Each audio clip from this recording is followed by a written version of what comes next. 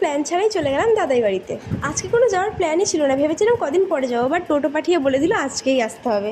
তাই হাতে একটু টাইম না থাকে আমরা অগোছালোভাবেই চলে গেলাম। আর যেখানে যাচ্ছিলাম সেটা ছিল গ্রাম। গ্রাম তো আমার ভীষণ ভালো লাগে। তো ফাইনালি আমরা চলে এসেছি দাদাই বাড়িতে। আর দাদাই বাড়িতে আসতে না আসতেই চলে গেলাম জঙ্গলের ভেতর দিয়ে বনভোজন করতে।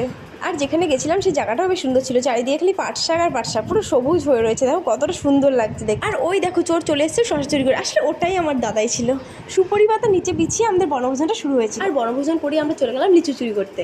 দেখো গাছে এত লিচু হয়েছে কি বলবো, সব বড় বড় পুরো লাল হয়ে রয়েছে, মানে শুয়ে শুয়েও মানে লিচুগুলো ছেড়ে যাবে, এত ভালো লাগছে। আর লিচুগুলো ছিল খুব মিষ্টি খেতে।